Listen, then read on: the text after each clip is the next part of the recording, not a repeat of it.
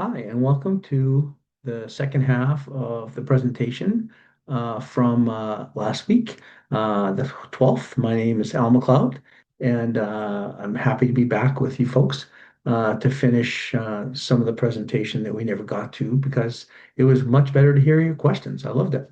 So here we go. Let's talk about AI for strategic planning first. So this is an infographic that I created through Notebook LM that talks about my new way of thinking about strategy. I work on strategy, do strategy work with Red River College and a couple other folks, and I'm very closely aligned with a company called Envision Edge, a local strategy and innovation company. So I am spending more of my time on strategy work. So I thought I'd share this with you. So this is an infographic that talks about human intelligence. It's very similar to the innovation one, the creativity one that we did when we were together on the 12th. So you've got strategy, human intelligence here, and you've got artificial intelligence here. And both bring incredibly important things to the table when you're doing strategy work. The key thing, of course, is that the human is in charge and responsible for all aspects of the strategic planning, and artificial intelligence is there to bring all its powers to the table. So humans bring things like purpose, value and ethics, creativity, intuition, narrative, courage, judgment, trade-offs, empathy, all those kind of things, curiosity. Those are things that humans just innately have. Artificial intelligence brings the power of very powerful computing resources and algorithms. So we'll bring data and pattern matching, forecasting, like what they call strategic foresight reports. We'll talk about scenario planning and modeling, risk modeling, simulations, benchmarks, and pre-mortems. So guessing at what a post-mortem could look like, for example, in a strategy. And so you got human judgment on the one side and machine insight on the other. And in the middle, you end up having the strategy work that's done. They call it informed choice. So strategic options, tested assumptions, prioritized futures, credible vision, aligned direction, and confident commitment. People I've been showing this kind of thinking to have been really supportive of it, and I've used it a bit now, and I'm really getting comfortable with the process. But it really is powerful. So when you look at the role of generative AI plays in modern strategic planning, is the way I'm thinking of it now, and the way some of the bigger consultancies do it, uh, like McKinsey or Bain or any of those guys. You've got humans decide the direction, but AI expands the possibility. I love that way of thinking of it. So you've got expanding strategic awareness. So that's we talked about last week. You may not remember it, but open source intelligence, which means really looking into different web-based or blogs, um, um, uh, podcasts, government sources, all that kind of data that you have free access to, pulling that in, and then massive amounts of data and doing analysis on it and getting insight out of that. Certainly useful for strategic awareness for sure. Reframing strategic questions, like reframing the question just the way we do in innovation in design thinking, where you actually think, what are we trying to do over the next 3 years? What is our goal? Exploring futures and scenarios, imagining what's next, doing scenario generation, doing impact analysis, option generation. This is about, remember we talked about diverging and then converging in design thinking. So before you're gathering a bunch of data, so you're looking at alternative strategies and doing risk reward analysis. And then what you're doing is you're deciding or you're diverging and then you're converging. So when you're converging, you're looking at all the data you've pulled together and then you're making decisions. And then stress testing and risks. And then you're looking for what are the potential issues. You can even do things like six hats thinking, which is a lateral thinking technique where you use different things like financial analysis, innovation analysis, risk analysis, etc., all together and bring those reports together, vulnerability analysis and resilience strategies and using AI to help there, translating strategy into action from plans to progress. So how are you going to follow that plan? And then how are you going to, as the plan progresses, how are you going to bring in these signals to see if things are changing or not? And then continuous strategy is if you've got a 3 year plan, so much changes in 3 years that you have to adapt and evolve as you go along, real time monitoring and iterative learning as you go. So we think about AI as a thinking partner, not a decision maker. The human is the decision maker. So let's talk a bit about AI for learning and research. This is one of the biggest things that I believe that people kind of miss about AI as it really is a learning tool. And there are tools like, for example, you see down here, ChatGPT, Gemini, and Claude all have these study and learning modes, which are recent additions. I mean, you could use them before, but this is really, these are modes in these tools that you can actually turn on that just act as tutors. I also have this prompt here, the first one called Timmy the Tutor, which is really cool and it's fun for the whole family. I've shared it with a lot of people. I got it from the University of Saskatchewan, and you'll see it's really an interesting, it's just a big prompt. Notebook LM is the Swiss Army knife of AI capabilities, one of the best tools on the market. And then these deep research tools, Perplexity, ChatGPT, Gemini, and Microsoft 365 Copilot Researcher. These are tools that will go off and do like half an hour of work, looking up dozens of websites, doing analysis, doing reasoning on that data, and then pulling together reports for you. Really amazing tools. So let's talk first about this the thing that I just I've always have fun with, and I use it a fair bit called Timmy the Tutor. So I created a chatbot here called Timmy the Tutor using this big prompt I got from the University of Saskatchewan, and let's go take a look at it.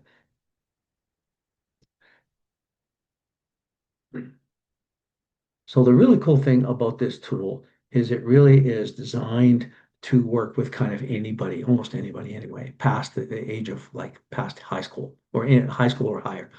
So here's Timmy the tutor and ask you first of all what you want to learn today.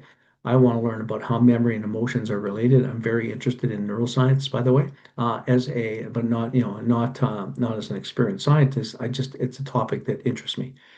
So I said, it's a great topic. These are deeply connected, and let's go explore. It asks you what your learning level is. And I always like to start with high school because I like to start, especially when it's a topic I want to understand better. I start with high school, and what it'll use is more analogies, and which I really like using learning via analogy. And then you can next time do it as college and step up your learning. So it starts at high school, starts with a question. Why do you think you remember emotional events like a happy day or embarrassing moment or something scary more clearly than boring ones like a random homework night?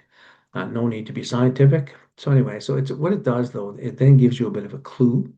So it talks about these two parts of your brain. One part processes emotions, one part stores memories, and it doesn't even name them yet, right? It tries to keep it very simple and says when something emotional happens, they talk to each other more than usual. And it says, imagine your brain is like a highlighter. What kind of moments do you think your brain would highlight is important to save for later? Emotional ones or neutral ones, and why? So I said emotional ones because they would likely have significance for the future. Stronger emotions like fear might have an even stronger effect. And so it agrees. And then it goes on to kind of reiterate what I said, but go a little deeper and give you some feedback on that. And then it actually gives you a little bit of an explainer and then asks you to think even deeper. And so it goes into deeper thinking question. So it can just, you can see, I mean, I could do this all day, by the way, but as you can see, it's a really great tool for anybody to use as a teaching assistant. And I do use it for many things. So then there's Chat GPT and other tools that have their deep research components. So here's an industry report a deep research report by Chat GPT, deep research on Industry 4.0. And so here we're a Canadian electronics manufacturing company developing our strategic plan, create a strategic foresight report for Industry 4.0 in Canada over the next 5 to 10 years. So here it says you got this strategic foresight report, Industry 4.0 for a Canadian electronics manufacturer, 2026 to 2036. And we just open up this window. And as you can see, it's actually you'll see it's quite comprehensive. There's lots of great data. And you'll see that kind of everywhere there's citations. So you can do all the research you want into where these sources coming from, things like that. And if I really want to do this, by the way, I prepared this in advance. I think it took about 15 minutes to do this report, and it goes off there as an agent, and it goes off and does it for you in the background and tells you what it's done. And so as you can see, it gives you lots of good information, talks about priority recommendations and stage ones, current state of industry 4.0. And so anyway, great report. and I really like it, and it includes all the good citations. So I highly recommend using that. And then what I did was I took the results of that and loaded it up into Notebook LM. And so here's Notebook LM. And now what I've done is I've taken this report, this deep research report from ChatGPT, and loaded it as a source in Notebook LM. And then we have access to all these tools. You know, an audio based on generating an AI podcast based on your sources, a video explainer video, a mind map, reports, flashcards, quiz, an infographic, and you can actually tailor some of these things, right?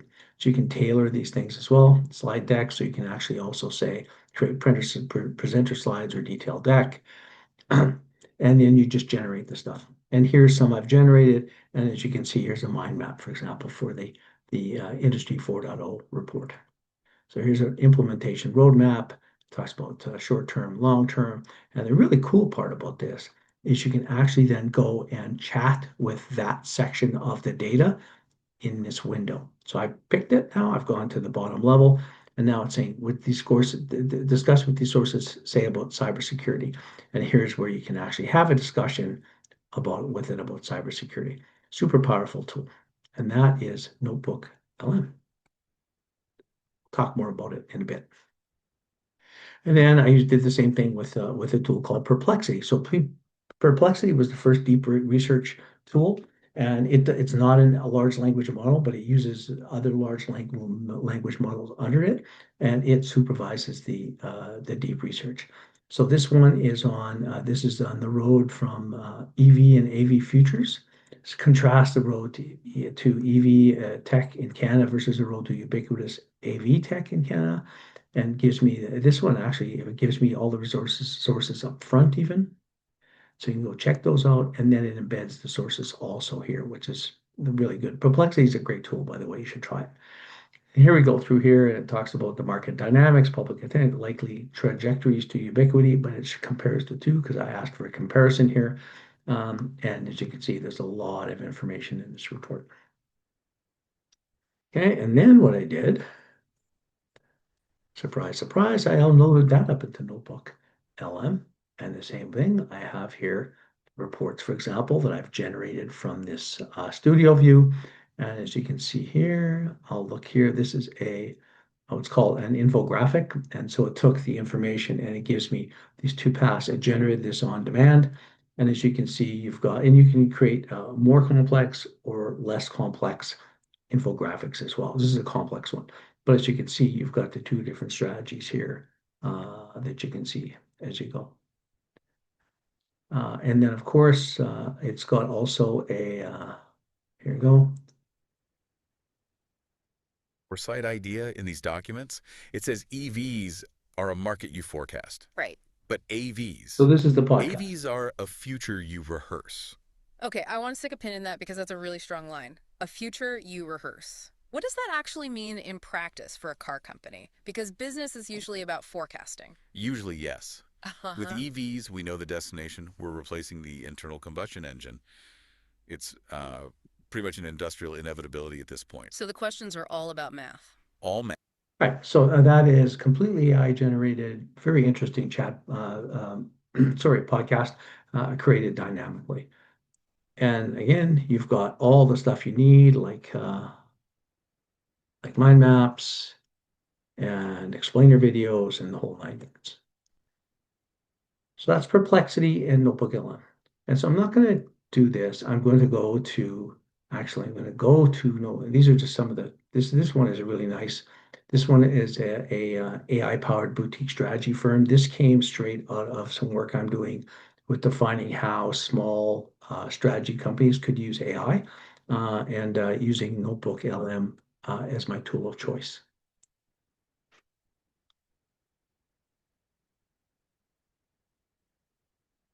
Okay, so now I'm going to go to Notebook LM and show you a couple of things. So this is what Notebook LM looks like. And as you can see, I have a lot of notebooks in here. I think I have about 25 or 26 notebooks. Anyway, my notebook list is usually full. A lot of them I don't look at anymore, but I just leave them there. And then I delete them as I need them as I want to add a new one.